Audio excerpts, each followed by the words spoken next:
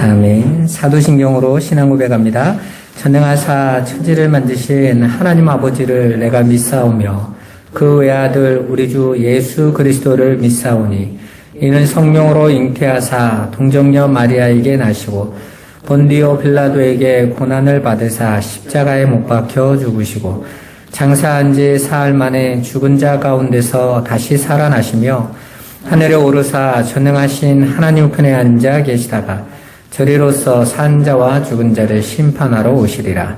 성령을 믿사오며 거룩한 교회와 성도가 서로 교통하는 것과 죄를 사하여 주시는 것과 몸이 다시 사는 것과 영원히 사는 것을 믿사옵나이다. 아멘.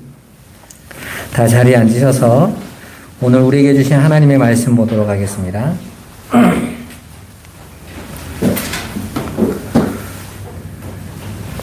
마태복음 6장 19절에서 20절입니다. 우리 한 목소리로 한번 같이 읽어보죠. 너희를 위하여 보물을 땅에 쌓아두지 말라. 거기는 좀과 동록이 해하며 도둑이 구멍을 뚫고 도둑질하느니라. 오직 너희를 위하여 보물을 하늘에 쌓아두라. 거기는 좀이나 동록이 해하지 못하며 도둑이 구멍을 뚫지도 못하고 도둑질도 못하느니라. 아멘. 잠깐 기도하겠습니다. 살아계신 하나님 감사합니다. 오늘 우리가 이제 하늘의 보물을 쌓는 삶이 무엇인지 알아보려고 합니다. 성령께서 우리를 가르치시고 인도하셔서 아버지의 뜻을 온전히 믿음으로 받고 나아가게 하여 주옵소서. 말씀 가운데 주님이 성령으로 우리를 깨닫게 하여 주옵소서. 예수님의 이름으로 기도합니다. 아멘. 오늘은 하늘의 보물을 쌓는 삶이라는 주제로 함께 말씀을 나눠보도록 하겠습니다. 우리는 지난주에 예수님께서 가르쳐 주시는 그 하늘의 보물을 쌓는 삶을 알아보기 위해서 성경이 말해주고 있는 보물이 뭔가에 대해서 먼저 확인했었죠. 사실은 우리가 성경을 보기 전에 성경이 담고 있는 그 단어가 가지고 있는 의미를 먼저 파악하는 게 굉장히 중요합니다. 왜냐하면 성경이 말하고자 하는 그 단어의 의미가 그 담고 있는 그 내용이 우리가 세상에서 여겨지고 있는 것과는 좀 다른 것들이 많이 있어요. 그게 이해가 안 되면 그냥 이해가 안 되고 그냥 문자대로 그대로 받아버리면 우리가 자꾸 성경을 그냥 이 세상의 것으로 그냥 해석해버리는 경향이 굉장히 많습니다. 특히 신천지 같은 경우가 그러죠. 이런 글자들 하나하나를 그냥 세상에 있는 보물 그냥 이렇게 받아들여 버려요. 그리고 그것들을 열심히 하늘에 쌓는 것이 마치 하늘의 보물을 쌓는 삶이다라고 착각하거든요. 여러분, 성경이 가르쳐주고 있는 보물은 우리가 찾아봤을 때 이 세상 사람들이 보물로 여기는 그런 재물이나 재능 등 이 세상 사람들이 좋아하는 그런 힘이 아니었잖아요. 이사야서에서 우리가 말씀 봤을 때 보물이라는 것은 하나님을 아는 지혜, 지식의 말씀을 가리키는 거였죠. 그래서 그 하나님을 아는 지혜와 지식의 말씀을 받아서 온전히 하나님을 알게 돼서 너희가 하나님을 경외하면 그게 보물이다 이렇게 말씀하고 계시지 않았습니까? 그런데 그렇게 그 보물, 하나님의 그 지혜와 지식의 그 보물은 이 세상 사람들 눈에는 어떻게 보여져? 보잘것없게 보인다 이렇게 말을 했어요. 밭에 감추인 보화를 통해서 밭이라는 이 세상 속에 보물이 숨겨져 있는 게 아니라 그냥 드러나 있었다고 그랬죠? 근데 세상 사람들은 그걸 보물로 여기지 않았다고 그랬습니다. 그러니까 감추어진 거나 마찬가지죠. 왜? 보물로 여기지 않고 있는 거니까. 그래서 그 보물을 아무도 거들떠보지 않았기 때문에 그 보물이 드러나 있어도 아무도 관심을 두지 않고 소중한 가치로 여기지 않았다라는 거예요. 오로지 하나님의 은혜로 믿음의 눈이 열린 자들만이 그 하늘의 백성들에게만 하나님이 보여주신 그 보물이 보물로 보이게 되는 거예요. 그리고 그렇게 남들이 보지 못하는 것을 보물로 보여지게 된 자들, 하늘의 백성들만이 자신들의 모든 소유를 다 팔아서 그 보물을 얻는 삶을 살 수 있다 이렇게 말을 하고 있죠. 그러니까 이겁니다.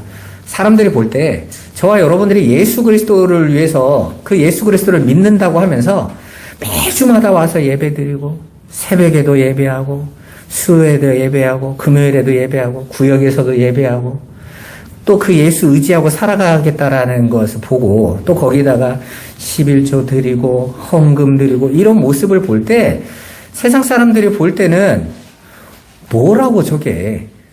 그죠? 사람들이 종교를 갖는 목적이 뭐죠? 나를 위해서잖아요. 나를 위해서. 나의 성공과 나의 잘됨, 나의 배부름을 위해서 기독교의 신앙은 종교가 도구가 아니라 그 그리스도가 전부란 말이에요. 어떻게 그런 삶을 살 수 있게 되는 거죠? 보았기 때문에 그래요. 이게 진짜구나 라는 걸 보았기 때문이란 말이에요. 그런데 교회 안에서 그 예수를 믿고 가고 있는 자들 중에서도 그 진리의 내용을 가지고 가는 자들이 있고, 그냥 열심히 내가 하는 것으로 하늘의 보화를 쌓는 삶이 또 있단 말이에요. 그래서 저와 여러분들이 하나님의 말씀을 점점 더 깊이 알아가는 건 굉장히 중요한 겁니다.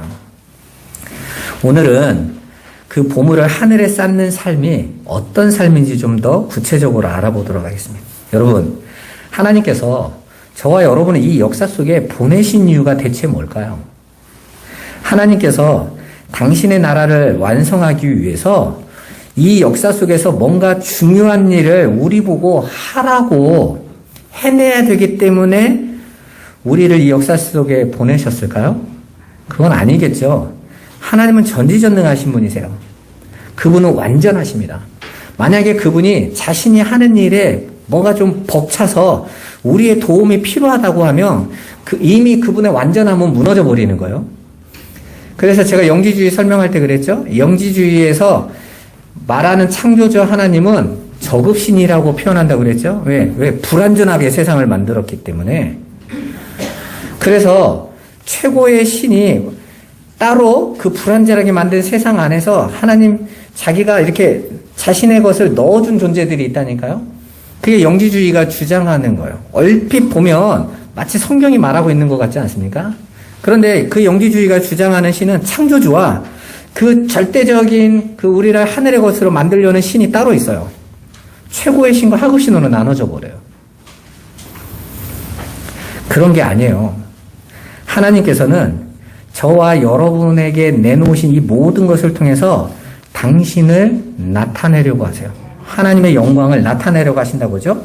피조물인 인간은 하나님에게 뭔가를 기여하고 이바지하는 존재들이 아니라 하나님의 창조하신 것을 보고 감탄하면서 감격하는 존재들, 찬양하는 존재들이에요. 욥기 38장 3절에서 7절 한번 같이 보겠습니다. 욥기서 같이 한번 읽어보죠. 너는 대장부처럼 허리를 묶고 내가 내게 묻는 것을 대답할지니라. 내가 땅의 기초를 놓을 때에 내가 어디 있었느냐? 내가 깨달아 알았거든 말할지니라. 누가 그것의 도량법을 정하였는지, 누가 그 줄을 그것의 위에 띄었는지 내가 아느냐? 그것의 주추는 무엇 위에 세웠으며 그 모퉁이 돌을 누가 놓았느냐? 그때 새벽별들이 기뻐 노래하며 하나님의 아들들이 다 기뻐 소리를 질렀느니라. 아멘. 봐보세요. 하나님께서 이 우주 위에다가 모든 별들을 다 세요. 저는 이거 뭐 어떻게 줄에 다나? 이랬는데 진짜로 여러분 그 천문학자들 이 우주를 보면 이 우주의 그 무중력이라는 게 아무것도 없는 것 같은데 아니라고 그러죠? 이 별들이라는 것이 있으면 이 시간이요. 그 별을 지나갈 때 빛이라는 것도 별이 이렇게 있으면 돌아가잖아요. 시간이 다 달라요. 그러니까 정말 세워놓으신 거예요. 그 위에다가. 마치 우리가 보이지 않는 판 위에다가 물건 올려놓듯이 하나님의 그 놀라우신 계획 안에서 이 우주 안에다요. 이렇게 다 가셨다니까요. 그런데 그걸 누군가의 도움으로 하십니까? 하나님 친히 혼자 하십니까? 친히 혼자 하세요. 여기에서 새벽별들과 하나님의 아들들은 천사들을 얘기하는 거예요. 여러분 천사들이 하나님 나라에 뭔가를 기여하나요? 아니요. 그들은 하나님이 창조하시는 것을 바라보고 감격하면서 기뻐 소리를 지르는 이게 찬송이에요. 기뻐 소리를 지르는 우와 어떻게 이런 일이? 여러분, 하나님께서 저와 여러분을 창조하신 목적을 이사야서 43장 21절에 뭐라고 말합니까? 이 백성은 내가 나를 위해 창조했나니 나를 찬송하게 하려 합니다. 그랬잖아요. 그러면 저와 여러분이 하나님을 찬송하기 위해서는 뭐가 먼저 우선돼야 돼요? 그분이 나를 위해서 무엇을 하고 있는지를 알아야 될 거 아니에요. 감탄할 수밖에 없는 그 놀라운 하나님의 역사, 하나님의 사랑, 그 은혜를 깨닫게 될 때 감탄하면서 찬송할 수 있는 거예요. 그냥 교회에 찬송가 부르면서 찬송 시간이니까 찬송합시다가 아니란 말이에요. 그러니까 저와 여러분은 한 주간 동안 여러분 현장 속에서 뭐 하고 오셔야 되는 거예요? 하나님이 내 안에서 대체 어떤 일을 행하셨나? 여러분이 기대하고 상식적으로 이해되는 일이 아니라 상상할 수 없는 일. 이건 될 수 없는 일을 하는 것에 대한 감탄인 거예요, 여러분. 여러분, 사실 이 역사 속에서 벌어지는 일은요, 다 기대가 돼요. 전도서에 솔로몬이 이렇게 말하죠? 해 아래 새 것이 없나니. 혹시 내가 새 것인가 봤더니 이미 이전에 있었던 거라. 그러니까 어떤 새로운 것, 대단한 것이 나타나도 솔로몬이 말하고 있는 그건 찬송의 대상이 아닌 거예요. 야, 내가 예수 믿었더니 성공해서 찬송해야지. 이게 아니라 그건 전에 있던 사람도 그런 경험도 많고 다 있는 거예요. 그게 아니라 이 역사 속에서는 도저히 불가능한, 아니 될 수 없는 어떤 일이 벌어져야 새 일이 나오는 거예요. 그래서 해 아래 새 것이 없나니 하나도 없다 그랬는데 바울이 어떻게 찬송합니까? 내가 새로운 피조물이 됐다. 이게 찬송의 내용이란 말입니다.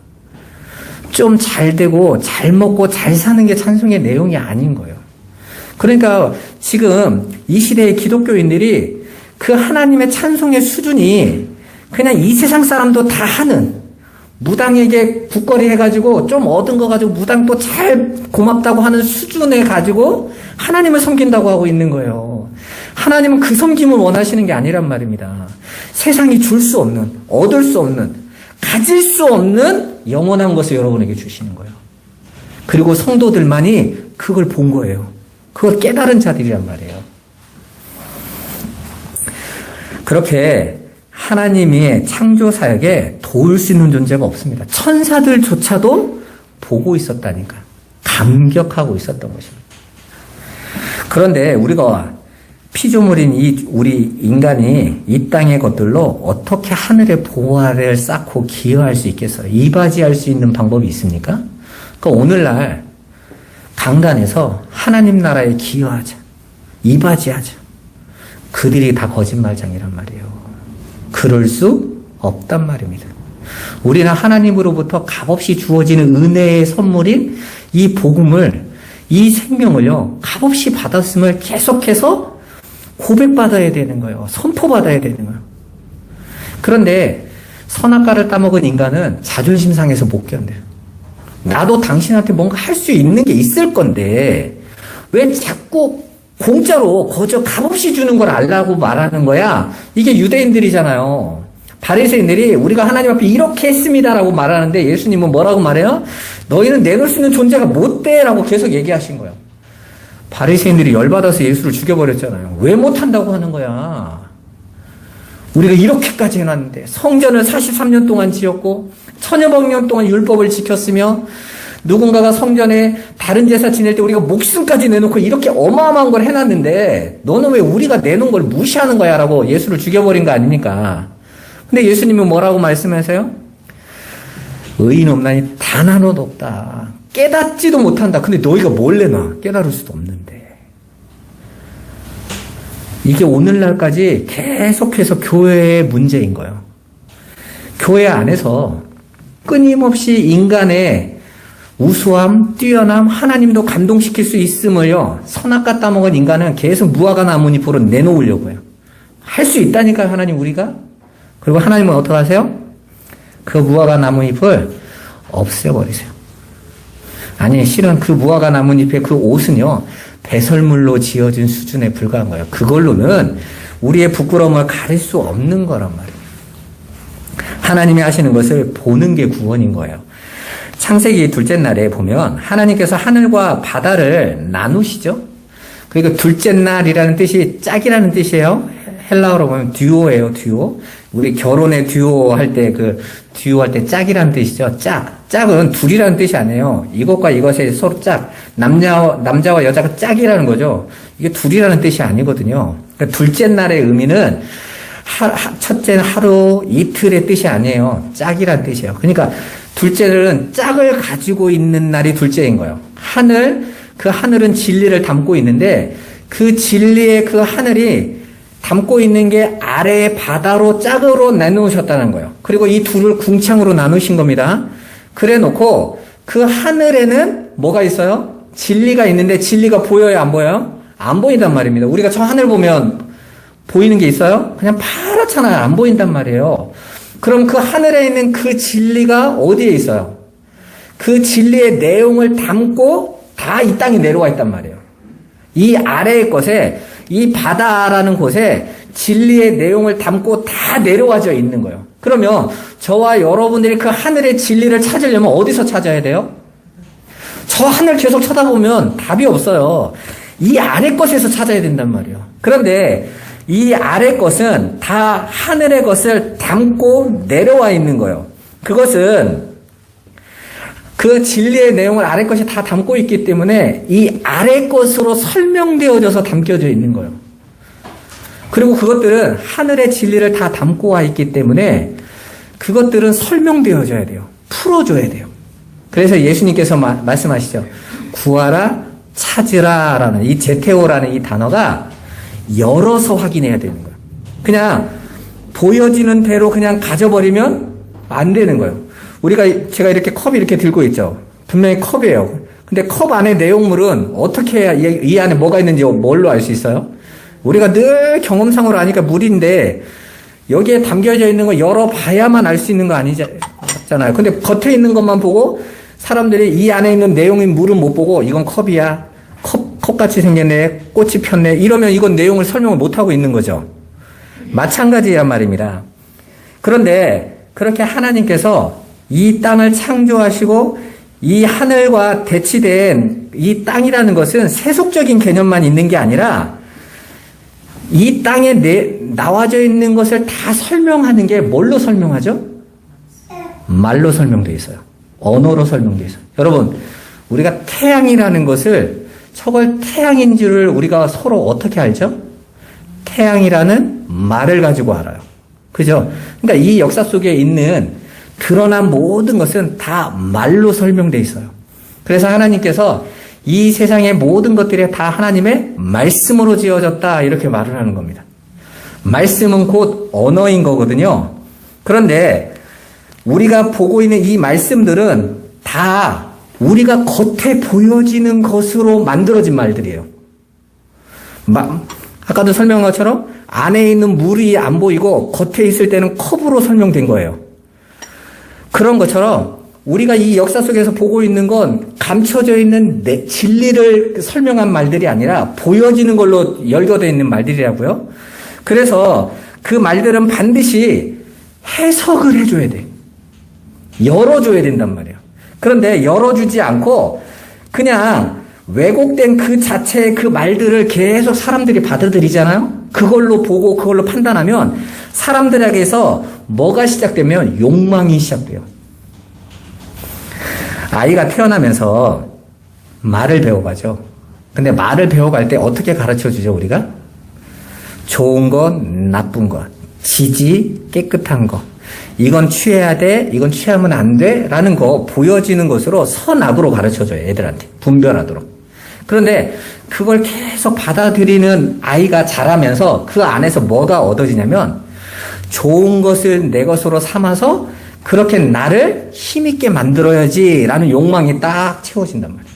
그러니까 이 땅에 있는 모든 교육은 자연스럽게 모든 인간으로 하여금 하나님 앞에서 나라는 존재를 높이는 자리로 다 가도록 만들어져 있어요. 왜 그렇습니까? 세상에 보여지는 것들이 그래야 행복하게 보이니까. 여러분 봐보세요. 남보다 더 건강하고 힘있고 남보다 더 돈 많고 남보다 더 성공하고 남보다 더 인기 있고 남보다 더 칭찬받아 행복할 것 같지 않으세요? 그럼 봐보세요. 남보다 돈 많은 사람이 정말 행복하던가요? 왜 그러면 사업하는 사람들이 자살해요? 그럼 남보다 더 인기 있는 사람들이 행복해 보입니까? 연예인들 봐보세요. 자살하고 마약에 취하고 이런 사람들이 정말 행복해서 그런 걸까요? 그럼 남보다 더 많은 지식을 가지고 있는 사람들, 그리고 남보다 더 많은 힘을 갖고 있는 사람들이 정말 행복해 보입니까, 여러분? 그런데 사람들은 그게 행복할 거라는, 그건 내 욕망에 투영되어져 있는 거니까 그건 내가 갖고 싶은 것들이잖아요.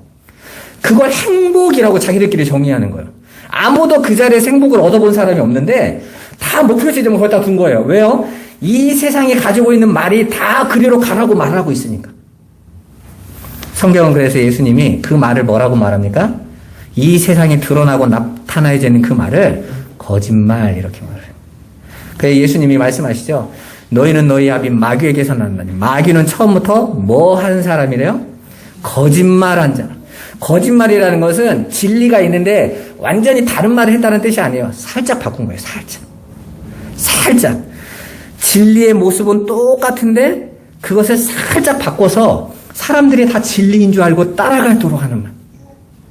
저와 여러분들은 하나님의 영광과 하나님만을 섬기는 자로 이 땅에서 배워가야 되는데 어디로 우리를 이끌어갑니까? 하늘의 존재가 아니라 내가 스스로 세상의 영광을 취해서 하나님 자리에 올라갈 수 있는 자로 만드는 게 거짓말인 거예요. 그리고 그렇게 표피, 껍데기에 있는 말, 욕망의 말을 가지고 걸어가면 반드시 멸망받을 수밖에 없어요. 그렇다면 어떻게 해야 되겠어요? 껍데기로 보여지는 그 말에 깨트려서 그 안에 담겨있는 진리의 내용을 가르쳐줘야 돼요. 제가 여러분들에게 보물이라는 단어를 설명했죠? 왜 설명했을 것 같으세요? 우리가 보물이라고 생각했을 때는 금, 은, 다이아몬드 같은 돈이나 재력이나 이걸 주는 것이 보물이에요. 그죠? 근데 그걸 깨트려 보면 하나님의 진리의 말씀, 하나님을 경외하도록 하는 그 지혜와 지식의 말씀이 보물이다. 이렇게 말을 하면 더 이상 우리가 보물이라는 것이 이 세상에 알고 있는 금은이 아니라는 것 정도는 알 수 있잖아요. 그죠? 보물이 내용이 뭔가를 찾아갈 수 있는 거 아닙니까? 이렇게 성경의 진리를 열어서 그 안에 내용을 가르쳐 줘야 돼요. 그래야 우리가 그 욕망의 도구로 삼지 않는 겁니다. 그것을 가르쳐서 그렇게 눈이 열려서 그 말씀에 담고 있는 내용을 알게 돼서 우리가 껍데기를 보고 욕망으로 쫓아가려던 거에 있어서 빠져나오는 것을 성경에서는 땅에서 나온다라고 말을 하고 있는 거예요. 아담과 하와가 선악과를 따먹었을 때 하나님이 아담과 하와의 정체성을 뭐라고 말했습니까? 너는 흙이니 라고 그랬죠. 너는 흙인데 흙, 땅이란 뜻하고 흙이란 단어가 똑같은 단어예요. 너는 흙인데 너 그 수준, 내 힘으로 열심히 무화과 나무 옷에 입는 거 그 수준으로 여전히 여기고 그것으로 세상을 보는 관점에 살면 너는 그냥 흙이야. 흙으로 돌아갈 뿐이야. 무슨 장례식장에 가면 흙에서 왔으니 흙으로 갈 거야. 이 얘기 하는 거 아니에요. 모두가 다 흙, 땅이에요. 그러면 그들을 하늘이 되는 방법은 뭐죠? 어떻게 하면 이들을 그 땅에 묻혀있는 그들을 하늘이 되게 해야 하는 방법이 뭐라고 말했습니까? 땅에서 그들을 뽑아내는 거잖아요. 어떻게 해야 뽑아내져요? 하늘의 밀이 땅에 떨어져서 땅 속으로 파고 들어왔어. 그래서 그 밀이 땅이 돼서 죽어버렸어요. 그랬더니 그 밀이 자라서 싹이 트고 줄기가 나더니 그 땅에 있는 어떤 열매들을 확 뽑아 올려가지고 열매 맺게 했다. 이렇게 성경에서 얘기하잖아요. 그게 하늘이 되는 방법이란 말이에요. 땅이 스스로 열매가 될 수 있는 방법은, 하늘의 열매가 될 수 있는 방법은 하나도 없어요. 하늘에서 씨가 떨어져 들어가야 돼요. 하늘의 씨가 되신 예수 그리스도께서 땅인 이 인간 안으로 뚫고 들어오셔서 그분이 십자가에서 죽어버리신 거예요. 그리고 나서 그 안에 있는 성령이, 진리가 자기 백성들을 품고 이 땅에서 쑥 끄집어내버리는 거예요. 그게 밀알이 많은 열매를 맺는 방법, 하늘이 되는 구원의 방법이란 말이에요. 여전히 땅의 것을 내가 쌓아서 올라가는 게 아니란 말입니다. 그렇게 그 땅, 진리이신 예수가 내 안에 들어오면 내가 그 진리를 알게 돼요. 진리가 내 안에 들어오면. 그러면 내가 그 진리로 땅에서 뽑혀져 나가게 된단 말이에요. 더 이상 이 땅적 수준의 삶에서 묶이지 않게 되는 거예요. 그런데 우리가 예수 믿는다면서 여전히 육신의 눈에 보이는 그걸로 그냥 받아서 여전히 육적인 것을 행하고 그것에 가치를 두고 그것을 추구하는 삶을 살면 결국은 그건 땅이지. 땅에서 내는 건 계속 땅이지라고 말을 하는 거예요. 그걸 율법이라고 말합니다. 그래서 피조물들은 하나님의 은혜가 없으면 그 피조물들의 인식과 판단은 항상 보여지는 것으로 밖에는 판단하지 못해요. 왜? 난 그거밖에 못 보니까. 그게 피조물들의 한계예요. 그래서 반드시 피조물들은 보여지는 것으로 보고 그걸 두 마음, 성경에서는 그렇게 그냥 보여지는 대로 보고 자신의 선악의 마음으로 판단하는 것을 두 마음이다, 에피뚜미야, 욕심, 탐심 이렇게 말을 하는 거예요. 욕망으로 만들어내버리게 되어 있어요. 내가 좋아하는 걸로. 그걸 성경이 좌우로 치우친다라고 하는 거예요. 우리 좌우로 치우친다고 하니까 길 가다가 흔들거리지 마 이 말이 아니라 자꾸 이게 좋아 보이고 이게 좋아 보이고 이 땅에서 흔들리면서 가는 거예요. 그래서 사람들이 이 아래의 말에 계속 붙들리게 되면 결국 그 욕망에서 빠져나오지 못하기 때문에 그를 죄와 사망으로 끌고 가게 됩니다. 술 마시고 놀고 이런 얘기하는 거 아닙니다. 오히려 예수 믿는다고 하면서 욕망의 포로가 있다니까요. 이해되세요, 여러분? 어떤 목사님은 교회를 짓는 거에 욕망의 포로가 된 분이 있어요. 그분은 나는 교회를 2개 지었어, 3개 지었어. 이게 나의 자랑이에요. 어떤 분들은 자신이 가지고 있는 자리에서 높아지기 위해서요. 예수 믿는 거 안에서, 교회 안에서요. 여러분 그런 모습 보지 않았습니까? 나는 이 교회 안에서 최고가 돼야 돼. 누구보다 최고로 잘하는 사람, 최고로 많이 하는 사람. 여러분 봐보세요. 교회는 그런 곳이 아니에요. 교회는 예수라는 그 진리를 내가 온전히 받아서 어떻게 나 같은 존재가 하늘의 것이 되었나. 다 그냥 땅에 죽어야 되는데 내가 어떻게 구원받게 되어졌나. 그거를 깨닫고 감탄하면서 그 일을 행하신 하나님의 구원의 은혜를 찬송하고 영광을 돌리는 거라고 그랬잖아요. 근데 그게 이해가 안 되는 인생들은 내가 뭔가를 하지 않으면 불안해. 공허해. 허전해진다니까요. 자, 예를 하나 들어볼게요. 마태복음 19장 16절에서 22절 한번 봐보세요.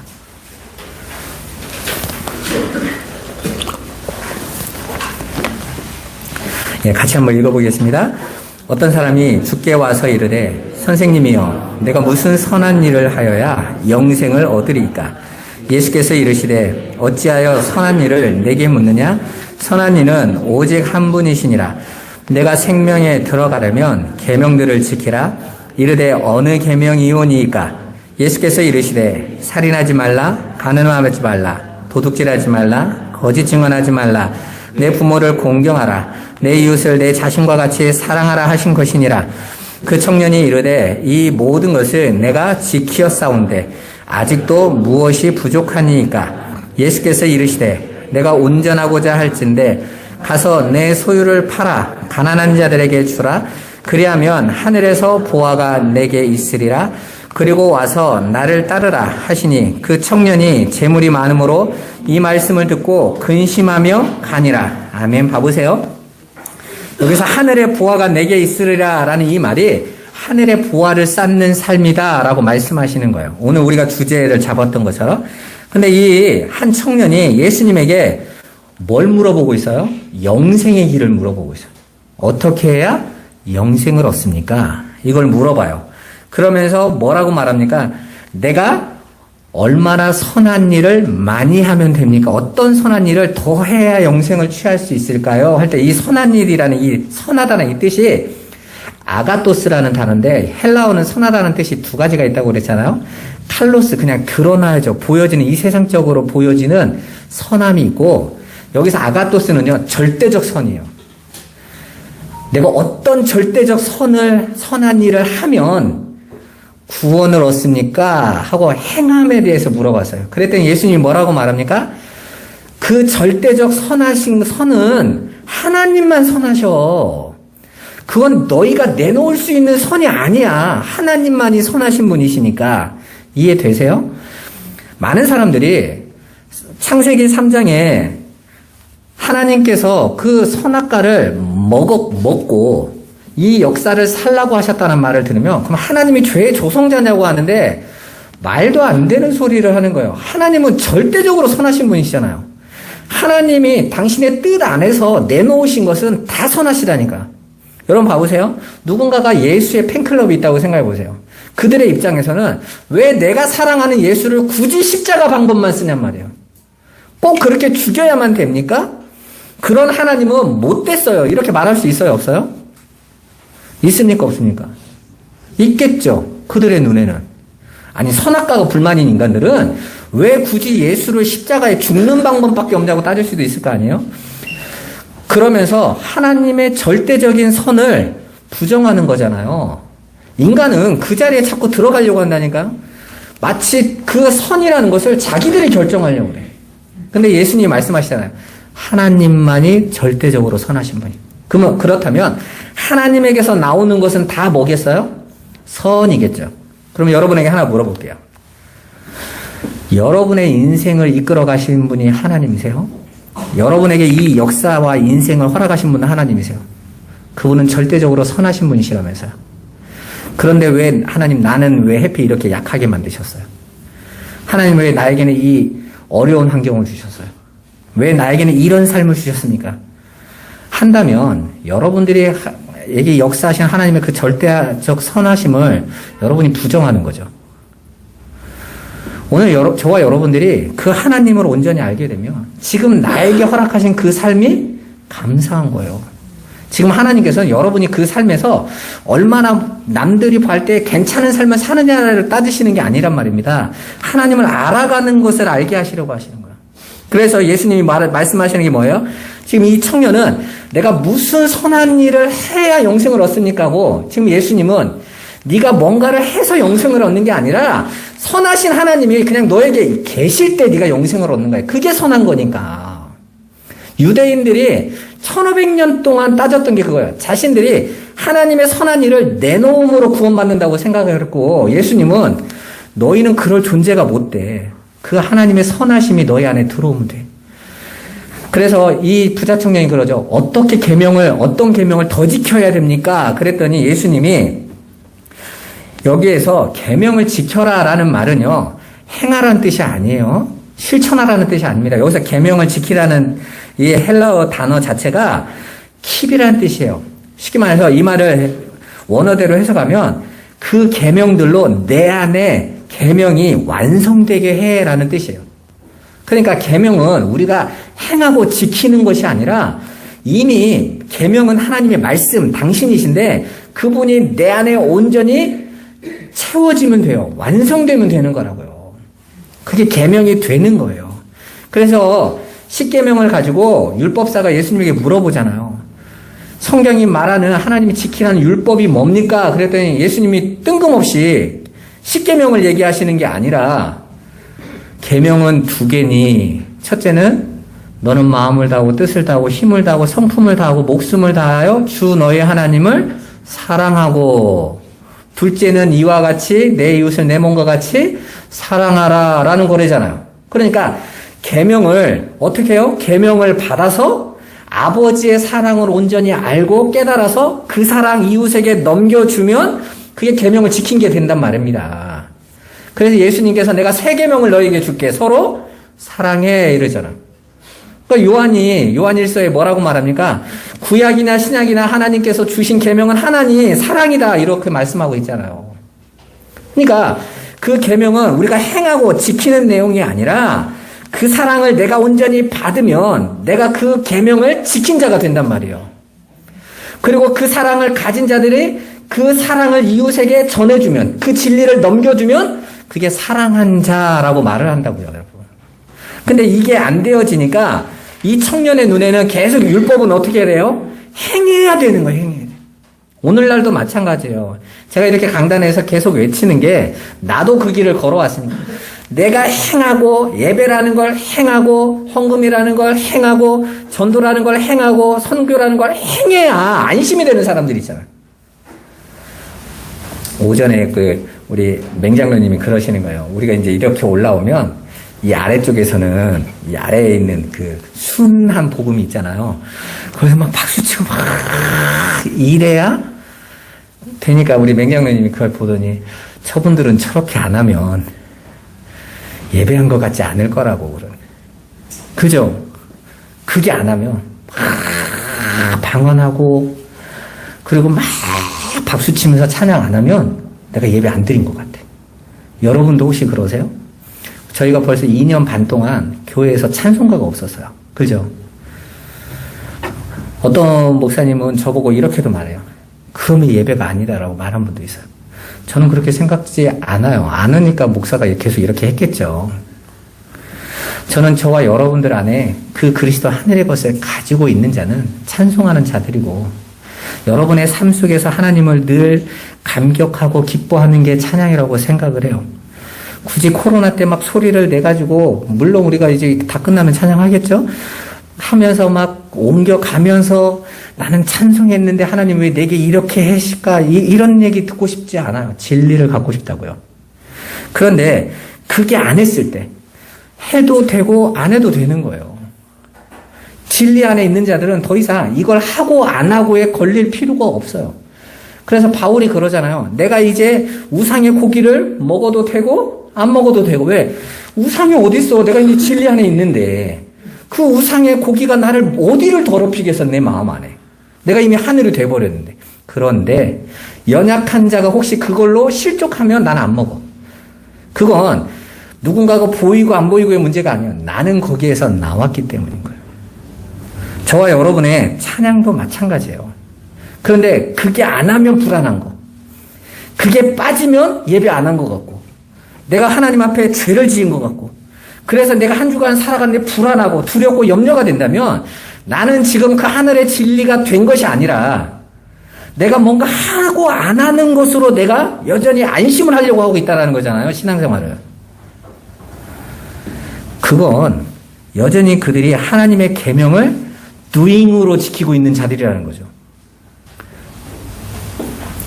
예수님은 그 청년이 예수님께서 계명을 다 지키라고 했더니 이 청년이 뭐라고 말합니까? 그건 어려서부터 내가 다 지키었습니다. 행위로 다 해놨다는 거예요. 여러분 봐보세요. 다 지켰는데 왜 불안해요?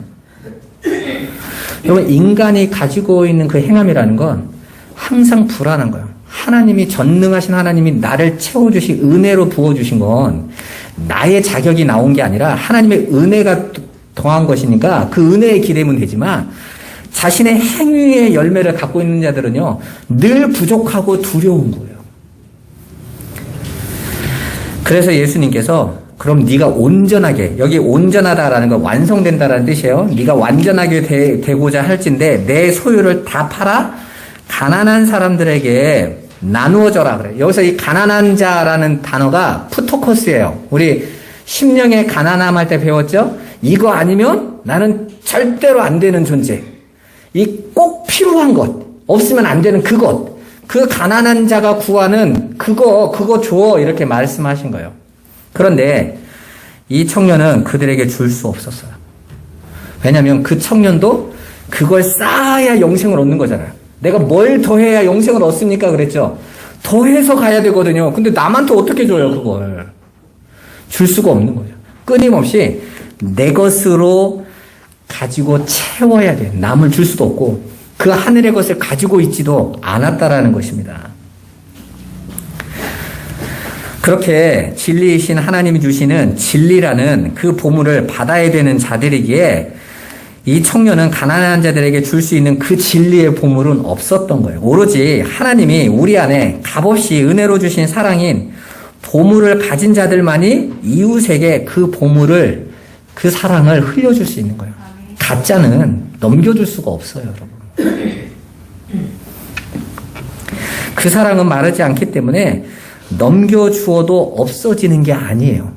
그런데 내가 쌓은 것은 넘겨줄 수가 없어요. 왜? 그거 없으면 내게서 사라지는 거니까. 그러니까 부자 청년의 영생을 얻기 위해 열심히 계명을 지켜오던 삶은 사실은 하늘의 보화가 아니라 땅의 보화를 쌓고 있었던 것이었죠. 그런데 예수 믿는다는 분들이 대부분 다 이 부자 청년과 같은 삶을 하늘의 보화 쌓는 삶이라고 생각한다라는 게 큰 문제인 거예요. 내가 뭘 좀 더 해야 됩니까? 전도가 부족했네요? 기도가 부족해. 그걸 더 쌓아야 영생을 간다고 생각하는 거예요, 여러분. 그럴 일 없어요. 물론 우리가 진리를 알았다고 해서 우리가 그 욕망에서 금방 자유롭게 풀려나는 건 아니에요. 여러분들이 예수를 믿고 믿음 안에 있다고 해서 우리 안에는 이 세상적인 욕망과 욕구가 사라진 건 아니잖아. 여전히 내가 세상 사람들이 추구하고 쫓아가는 삶이 내 안에서는 끊임없이 나타나요. 그런데 적어도 그게 아닌 건 이제 알았잖아요. 하나님이 요구하시는 것이 그 세상적인 것을 달라고 하는 게 아니라는 것도 깨달았잖아요. 그런데 나는 여전히 그 안에 묶여져 있는 나를 보게 됐잖아요. 거기에서 우리가 뭘 바라봐요? 지향성이 바뀐단 말이에요. 이전에는 내가 이 세상의 것으로 하나님 앞에 올려야겠다라고 달려갔다면 반대로 내가 이 세상의 것에 묶여서 하늘의 것을 못 바라보고 있는 나를 보게 된단 말이에요. 오히려 그 세상 영광에 취해 있는 내 모습을 발견하게 돼요. 그리고 성도는 반드시 그 빠져나오기 위한 몸부림의 삶이 시작되는 거예요. 그래서 골로새서 3장에 땅에 있는 지체를 죽여라. 위의 것을 쫓아라 라고 계속 말을 하고 있는 거예요. 너희가 그리스도와 함께 하나님 보좌에 앉아있고 너희가 하늘의 백성이 되었다면 이제는 위의 것을 쫓아가 그러는 거예요. 거기에 도달해야 돼도 아니에요. 그냥 쫓아가. 그게 이 땅에서 성도들의 삶인 것입니다. 우리 마태복음 16장 24절에 25절 한번 보죠. 같이 한번 읽어보겠습니다. 이에 예수께서 제자들에게 이르시되 누구든지 나를 따라오려거든 자기를 부인하고 자기 십자가를 지고 나를 따를 것이니라. 누구든지 제 목숨을 구원하고자 하면 잃을 것이요 누구든지 나를 위하여 제 목숨을 잃으면 찾으리라. 아멘. 이 장면은 베드로가 예수님께서 너희는 나를 누구라 하느냐라고 물어보셨을 때 주는 그리스도시요 살아계신 하나님의 아들이십니다 라는 우리가 정말 내놔야 될 그리스도를 고백하는 신앙 고백 다음에 벌어졌던 일이에요. 근데 예수님께서 그렇게 베드로가 주는 그리스도시요 살아계신 하나님의 아들이십니다 라고 고백하자 바로 무슨 말씀을 하셨죠? 인자가 십자가에 못 박혀 죽어야 되니 라고 말씀하셨단 말이에요. 그랬더니 베드로가 노해서 소리를 꿰찔렀다고 그랬어요. 꾸짖으면서 그리하지 마옵소서 절대 그러면 안 됩니다 라고 예수님을 꾸짖었단 말이에요. 봐보세요. 주는 그리스도시요 살아계신 하나님의 아들이시라고 고백은 했지만 지금 베드로에게 있어서 예수를 바라보는 그리스도요 하나님의 아들이라는 그 내용의 목적이 뭐예요? 세상의 왕. 세상이 모두 인정해주고 나를 승승장구해주고 내게 기적과 힘과 능력을 부어줄 존재. 그런 존재인 당신은 절대로 십자가에서 죽으면 안 되는 거죠. 그런데 그 베드로에게 예수님 뭐라고 말씀하세요? 네가 하나님의 일은 생각지 않고 사람의 일을 생각하는 거야. 그게 지금 베드로의 언어인 거예요. 베드로가 보는 하나님, 베드로가 보는 그리스도는 하나님의 일인 그 하늘의 것이 아니라 지금 땅의 것, 나의 잘됨과 성공과 잘됨으로 이 예수 믿는 사람들이 많아지게 하는 게 사람들이 볼 때는 그게 최고인 것 같아요. 여러분 봐보세요. 그리스도의 계절이 왔으면 좋겠죠. 모두가 교회가 가득 차고 다 예수 믿는 사람들만 있고 그러면 하나님 나라가 이 땅에 내려올 것 같지 않습니까? 그렇게 하기 위해서 우리가 경제도 장악하고 정치도 장악하고 문화도 장악하고 그래서 모든 사람들이 다 예수 믿는 사람들이 최고 이래야 될 것 같지 않으세요? 그게 베드로잖아요. 그런 데 있어서 예수가 십자가에서 무기력하게 죽으면 돼요? 안 돼요? 안 되겠죠. 저와 여러분들이 십자가에서 무기력하게 죽으면 돼요? 안 돼요? 안 될 것 같죠? 예수님이 말씀하세요. 사탄아, 내 뒤로 물러가라. 너는 나를 진리를 무너뜨리는 자구나. 그러면서 오늘 하신 말씀이 바로 그거예요. 나를 따라오려거든. 자, 진리에게로 오려거든. 아까 부자 청년한테도 그랬죠. 나를 따라와 그랬잖아요. 팔로우 미 그랬단 말이에요. 나를 따라와. 하늘의 보화를 쌓는 삶을 가르쳐 줄게 해놓고 예수님이 뭐라고 말씀하세요? 자기를 부인하고 제 십자가를 지고 나를 따라와라. 그리고 나서 뭐라고 말합니까? 누구든지 제 목숨을 구원하고자 하면 이 육의 안에 거쳐져 있는 그 육이라는 생명, 그것이 전부인 줄 알며 이룰 것이요. 누구든지 나를 위하여 그 진리로 인하여 목숨을 잃으며, 그러니까 진리는 반드시 나의 육의 생명을 끊어버린다라는 거예요. 나라는 존재를 부인시켜버린다라는 거예요. 그게 성경이 말하는 죽음이에요. 그냥 나이 들어서 병 걸려서 죽는 그 죽음이 아니라 진리 안에서 죽음. 그렇게 죽으면 찾으리라. 반드시 예수님은 바로 그 모습을 당신이 직접 세상의 그림으로 보여주신 거예요. 그릇으로 보여주셨어요. 그래서 예수님께서는 당신이 육신의 외투를 입고 육을 입고 이 땅에 오신 것입니다. 그렇게 육 안에 예수라는 육이, 물론 그 육도 하나님이세요. 하나님이 모형으로 이 역사 속에 보여주시기 위해서 오신 거니까. 그런데 그 육으로 우리에게 보여주는 건 그 육 안에 뭘 담고 오셨어요? 진리, 그리스도를 담고 오셨죠. 영을 담고 오셨죠. 그래서 바울은 뭐라고 말하냐면 우리가 이 질그릇 안에 뭘 담고 있다고 그래요? 보화를 담고 있다 그러죠. 근데 예수님도 똑같은 모습이에요. 질그릇 안에 보화인 그리스도 하늘의 생명을 담고 오셨단 말이에요.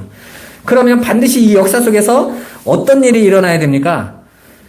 그 보화가 이 역사 속에 빛을 발하기 위해서는 보화를 담고 있는 질그릇이 어떻게 해야 돼요? 깨져야 된단 말이에요. 그래서 당신이 친히 십자가에서 깨지신 거예요. 하나님의 백성들이 어떻게 내 안에 있는 보화에 있는 그리스도를 밖으로 드러냅니까? 증인을 어떻게 보일 수 있어요? 육체의 이 질그릇인 나가 깨어져야 되는 거예요. 그래서 성도들에게 이 유한의 존재는 반드시 이 역사 속에서 철저히 나라는 존재의 해체와 파괴의 과정을 통과하게 돼 있어요. 부정의 시간을 지나가게 돼 있어요. 그래서 우리의 상식으로 이해되는 기독교가 하나님의 말씀, 진리가 딱 떨어지면 내가 지금까지 알고 있었던 그 상식적인 기독교가 깨져요. 여러분들이 지금까지 예수 믿으면서 예수 믿고 복 받고 예수 믿고 잘 됐고의 상식이 여러분한테 깨어져야 돼요.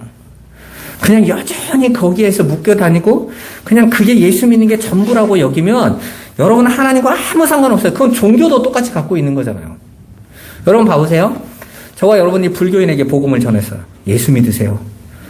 불교인들이 내가 굳이 왜 예수를 믿어야 되는지 모르잖아요. 왜?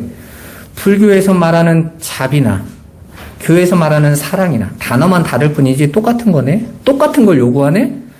그리고 불교에 내놓는 수행이나 또 자신의 도를 닦는 거나 기독교에서 말하는 기도하고 자기 마음을 다스리는 거나 뭐가 달라요, 여러분?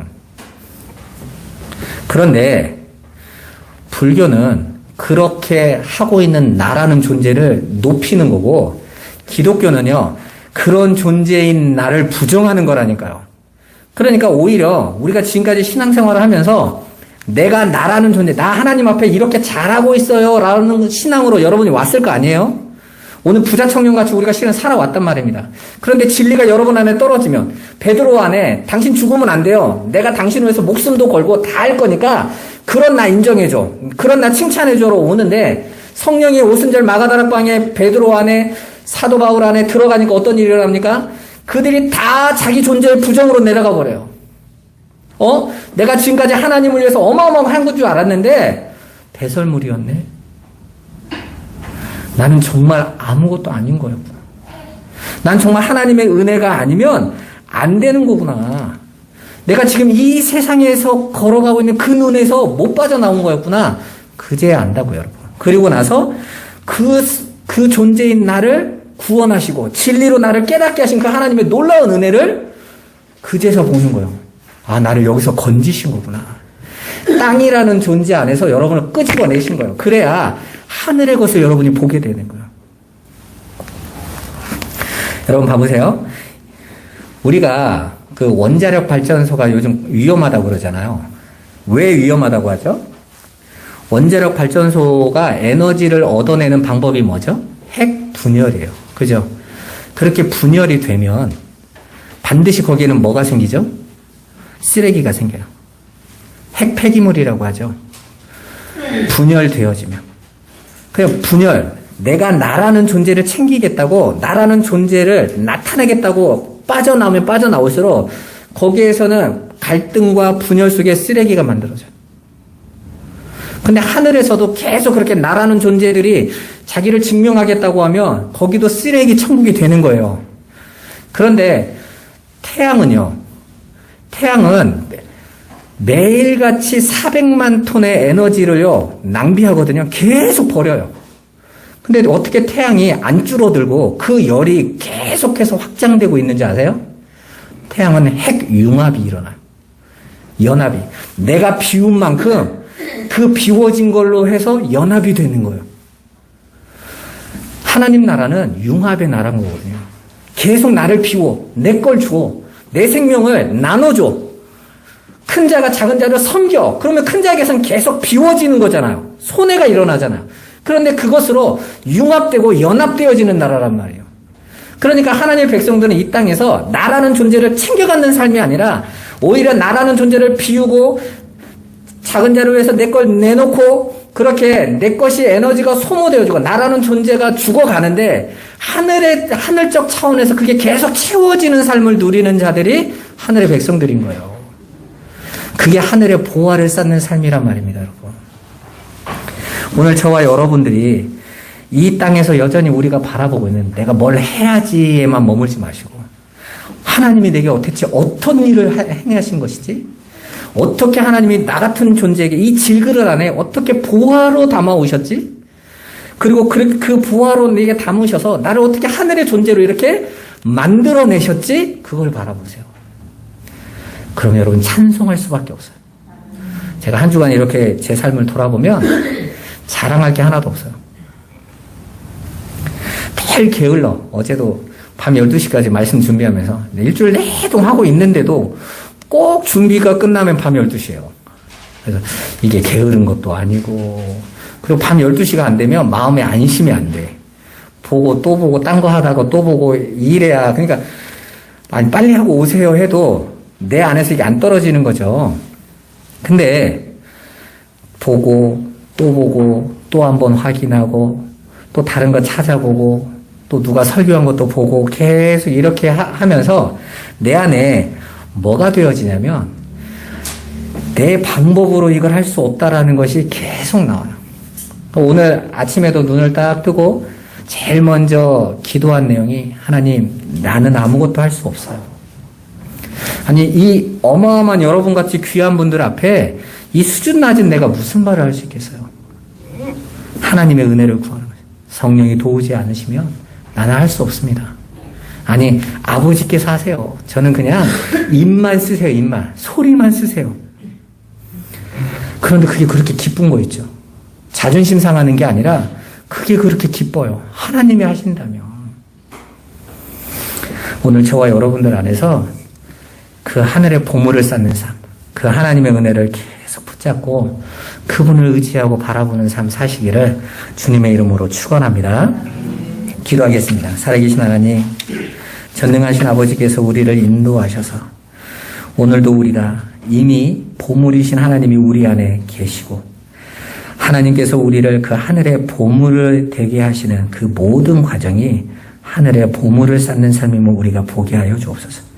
그 그리스도 안에서는 우리가 깨어져도 우리가 무너져도 우리가 부서져도 아무런 문제가 안 되는 것을 우리가 온전히 알아서 이제 진리가 우리를 자유케 하심을 온전히 누리도록 역사하여 주옵소서.